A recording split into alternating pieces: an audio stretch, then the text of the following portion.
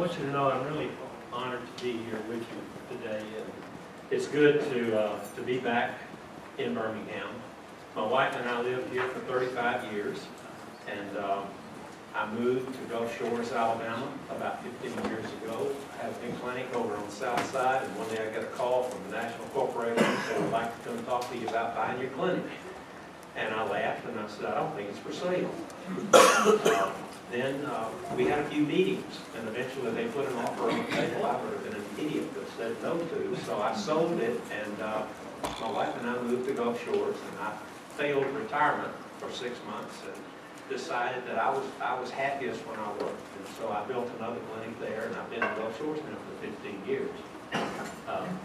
You know, it's sort of home week. I've got some friends that are here from my hometown of Enterprise, Alabama. Becky Jo was Slauson at that time. Sumner's now. She and her husband, Jack, are here. Becky Jo's about the closest a sister I ever had. We grew up next door to each other, and we have very, very fond memories as children. And a lot of my friends I've had an opportunity to talk to here this morning. I do have to leave in a little while. My wife and I sponsor a program at the University of Alabama for pre-medical students. And that program will start this morning around 10 o'clock. So as soon as I finish up, I may have an opportunity to assign a few books if any of you are interested, and then I'm going to have to scoop. Let me say at the outset, though, that all the books that I write, writing is my avocation and not my vocation. All of the proceeds of all of my books are pledged to a charitable foundation, and that foundation does good things for people. I also want to talk to you a little bit this morning about the new book. The new book that I have written, thank you, yes.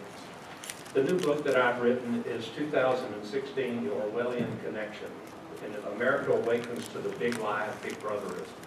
And that's really the theme that I want to talk about today. The book will be available around the 1st of March.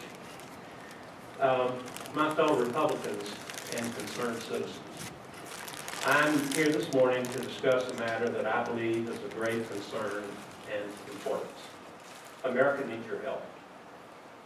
A serious irresponsibility is occurring among those responsible for helping preserve our republic. As a Republican, frankly, I'm tired of being told by progressive liberal Democrats that my ideals and values are antiquated and don't fit in the one world mentality. I'm tired of being told that my party is only the party of no. I'm tired of being told that my religious beliefs blind me and that I'm simply out of touch. I'm tired of being told that I don't understand people of all races, creeds, and colors. I'm tired of being told that right wing is wrong and that Republicans are party of the rich. I'm tired of being told that I don't care about the poor and misfortunate, or that business is the enemy of the people. I'm tired of being told that Big Brother knows more than I do about what's good for me, and that because I oppose Obamacare, that I'm against health care reform, or that we should expose our children to everything and protect them from nothing, or that privacy is old-fashioned and an outdated privilege. Tired of being told that big government is better for me than state government rights. And you know what? I bet everyone in this room this morning is tired of being told the same thing and ready to bring about real change that we can believe in Washington, D.C.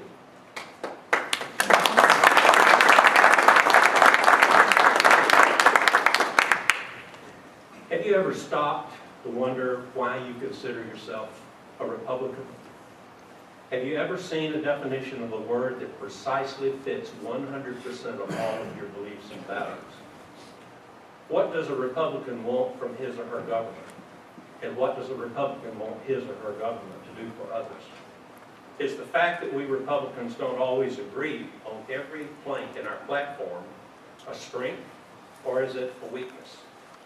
Why is America in trouble if you're one of those who believe that it is?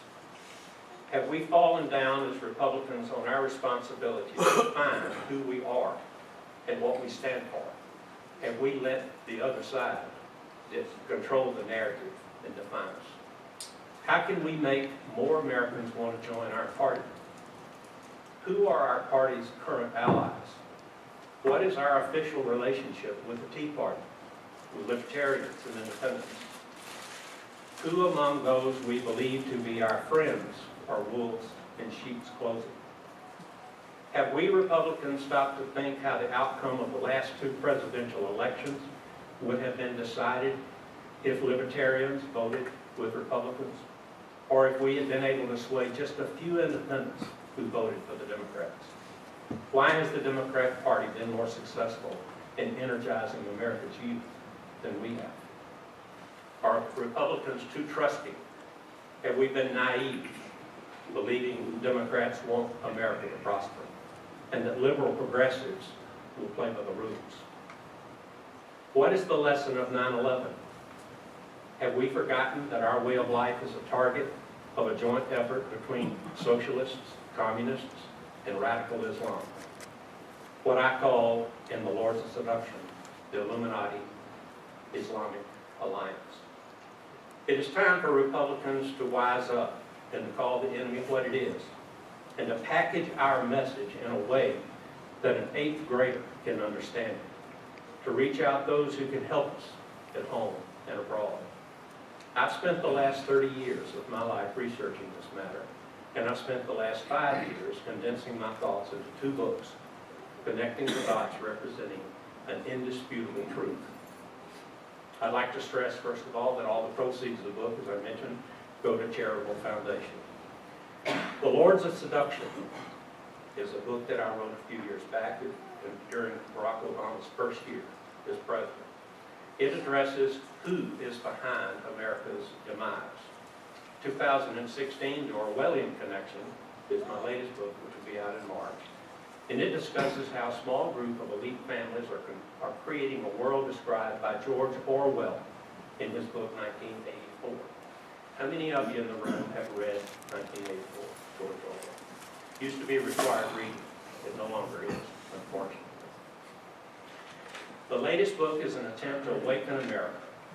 And in it, I peel back the layers of a big lie, revealing the hidden truth and agenda of people and organizations running and ruining 21st century America.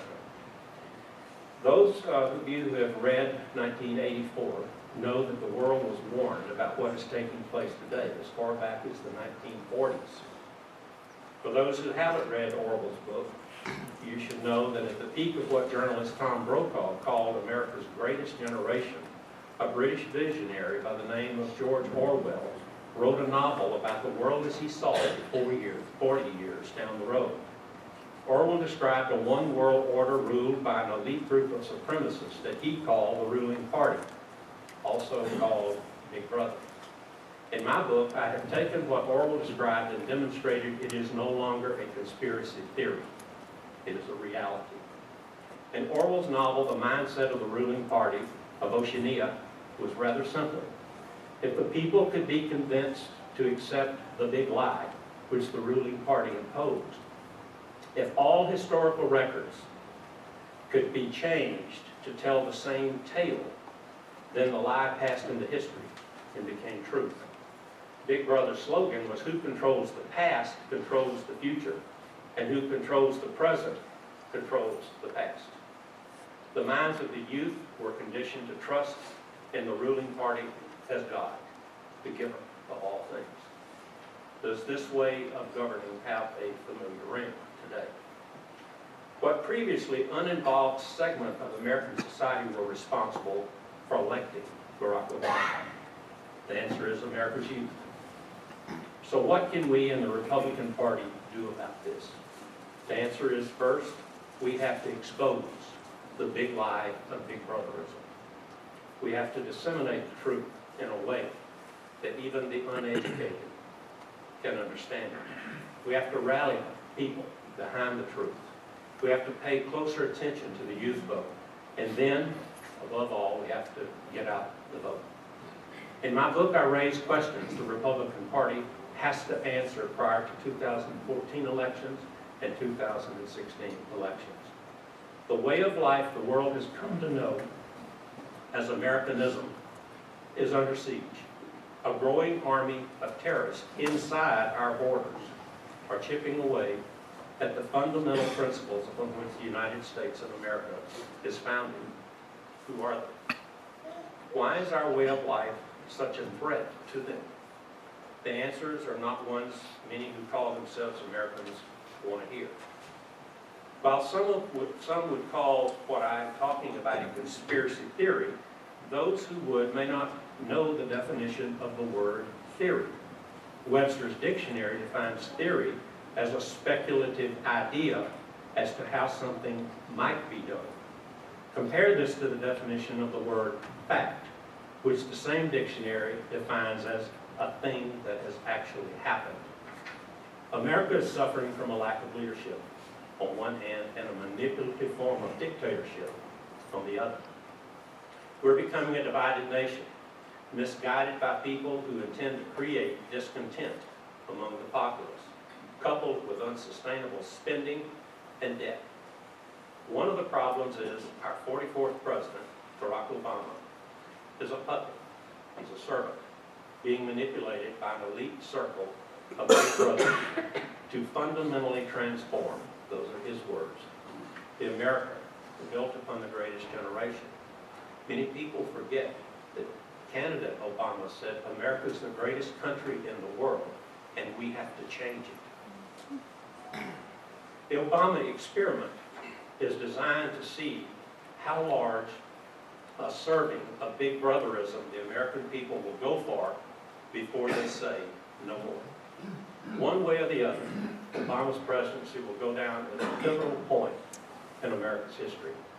Which way the history needle turns depends upon what the American people do in the elections of 2014 and 2016 and what the Republican Party does to change the narrative. Will we have had enough, or will we order more of the same? Jeff Lukens agrees with my analysis of Barack Obama. And in January of 2012, Lukens wrote, Obama is the Benedict Arnold of our time. Only a short time remains for the American people to right the ship of state. The nation is teetering on the brink of financial and moral collapse. As George Orwell described in his novel, America's inner cities are becoming war zones. Decadence flourishes. Exceptionalism is no longer the object of Obama's Department of Education. A government that is broke continues to pour borrowed money onto an unscalable mountain of debt. All while the double-speak president tells what C. Edmund Wright calls the low information sector of American people how good things are, and they blindly accept whatever he says. In George Orwell's book, if Big Brother says it, it's true. In Barack Obama's world, if Big Brother says it, it has to be true. The truth is, things are worse than you've been led to believe.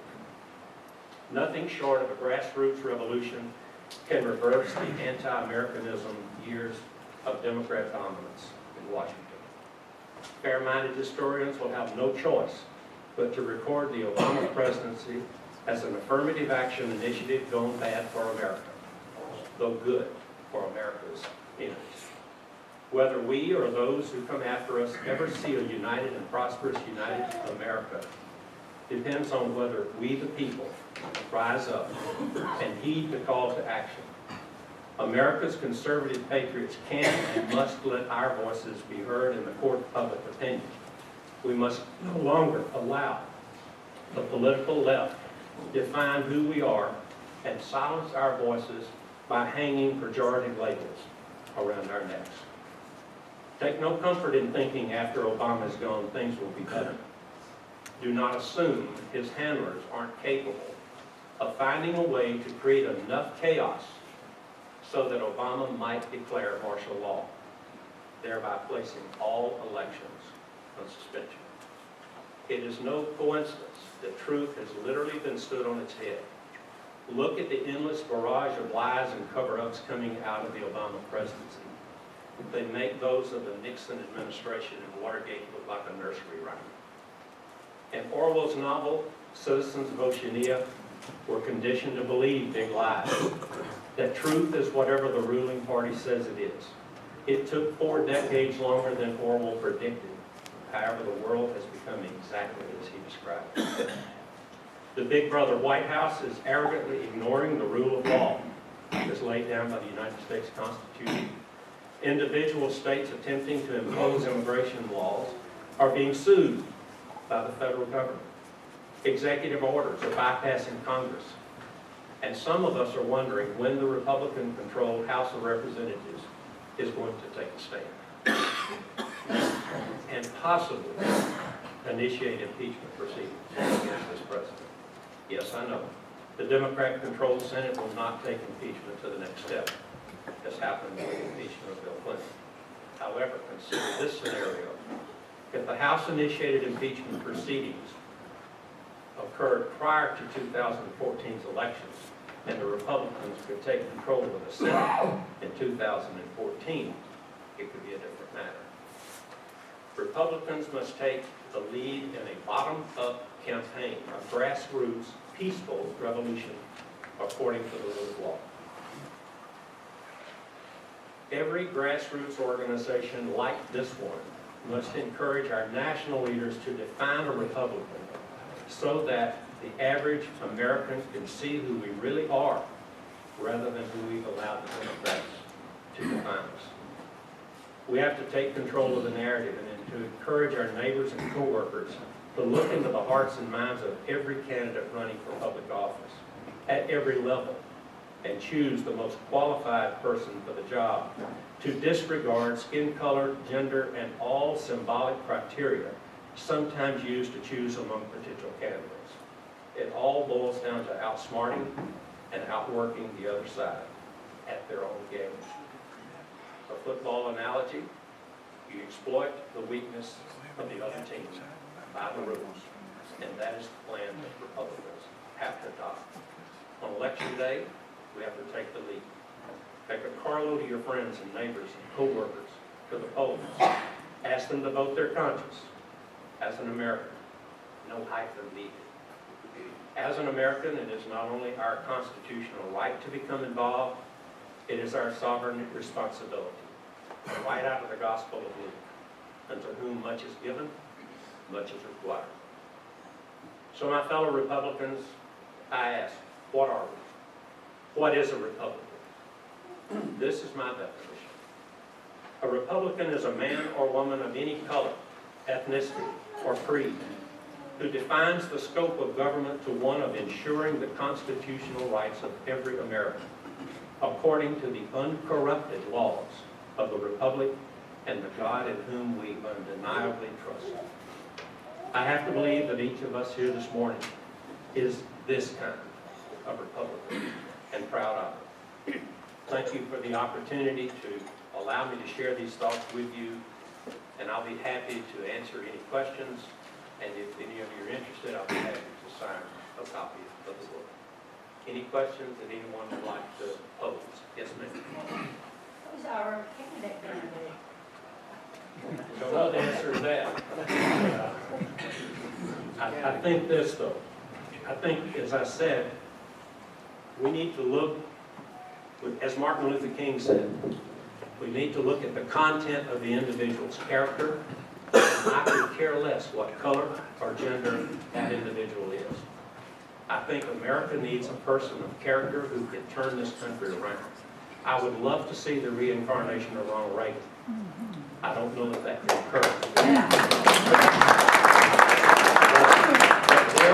But there's someone out there, as I said, who might not meet 100% of our criteria, but can get pretty close. And I think we all need to find that individual, and whoever that person is, when you put our differences aside and come together as one voice and elect that person, it's because we have a very short window of opportunity, in my opinion, here to turn America around. I wish I knew who that candidate was. Thoughts? Dr. McCullough, in regards to that point, have you researched Dr. Benjamin Carson? I know Ben Carson. Yes, sir. Would you I've had 2 elaborate? conversations with Ben Carson, and in my book, I say if Ben Carson decides to run, I'm going to be right there beside him, beating the drum every step of the way. Dr. McCullough, do you think Dr. Carson could bring together the party the Libertarians, the Tea Party, and the Independents? Well, I would like to think that he can, Bob. His message is clear, it's simple, it's straightforward. He has lived the dream. He's lived the American dream, if you know his story. And I like what Ben says because I started to get into this and I decided not to, but it's as a physician, we're taught to look at a series of facts, issues, and to try to sort through them and to come up with a diagnosis. And then once we arrive at a diagnosis, we're taught to come up with a series of treatment options and then to choose the best treatment option. That line of thinking, I don't believe, is actually what is taking place in government anymore. And I'd love to see Ben Carson, for many reasons, become our candidate. I believe Ben Carson's elected myself. And it's not because of the color of his skin, but it's the content of his character. And that's why, if he decides to run, I'll be in his corner. Dr. McCullough, is Jeb Bush electable? If Jeb Bush were not a Bush, That's correct. he might be elected. I think you're right. But I think that Jeb has a big hurdle to overcome because the Democrats have been successful in defining George W. Bush as someone who he really wasn't. And they're going to hang that noose around Jeb's neck. You may remember that in 2008, a man who might test, James Carville, said that Jeb Bush was the most qualified to be president of the United States. Well, he probably is. And there were some people in the election this past time who were qualified, very qualified, but unelectable. And I think you've got to look at qualifications and electability. So I'm not sure yet who that candidate is going to be. Yes, sir, you had your... Yes, sir. I really like your definition of a republic. The thing is we have to re-educate the citizenry. The difference, we have to educate them what we are. We are a constitutional republic that is built on the rule of law versus what everybody spins into it to say democracy, which is what I feel and what I think. And I think that's important. We have to reverse engineer this process of what is indoctrination or a dumbing down somewhat. Because right now we have somebody in the White House with a pen that is not following the rule of law. He's ignoring all government, and he's basically doing it in front of our face, and we're going to keep taking it. He's snubbing his nose at the Constitution and the American people. And unfortunately, I don't mean to be critical of any individual, but the Republican-controlled House of Representatives is in a position to take some action against that. And they're not doing it. And I think it's the fear of being called racist, a party of racism, that we are backing off. We have allowed the other side to hang these pejorative terms around our neck.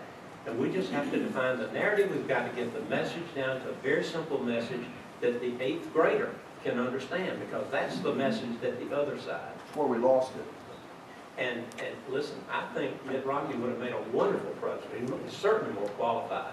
But Mitt played too nice.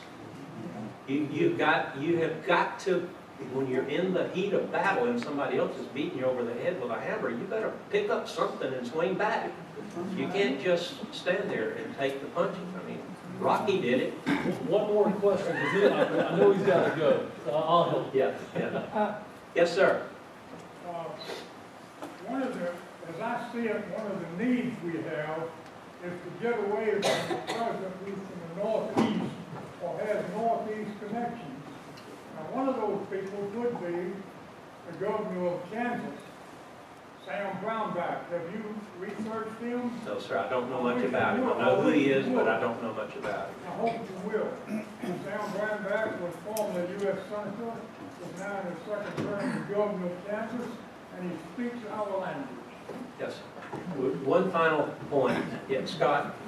Doctor, one question. I love your football analogy. I know a lot of people on there do.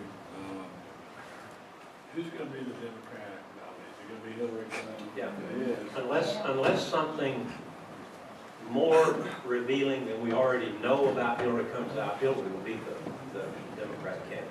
I don't think there's any question about that. You can gear up for that. Yes, sir. I think I have a formula that can cause the Republican Party to win the election this year and in 2016. But I would like your advice and see if you think it has merit. I'm advocating the creation of the American Association of Conservative Talk Show Hosts. And I think if we can get all these guys on the same page, we'll mow them down in the next 2 elections. If we can get the young people to listen to what the talk show hosts say. And that's the thing, we've been outsmarted by social media and all the other things that the young people are doing. We didn't pay attention, and the Democrats did. And they rallied the young people, got the vote out. We just got to be smart. I don't think we have been smart as we are capable of being. And that's why we've been getting hammered in the last few elections. Thank you all for allowing me to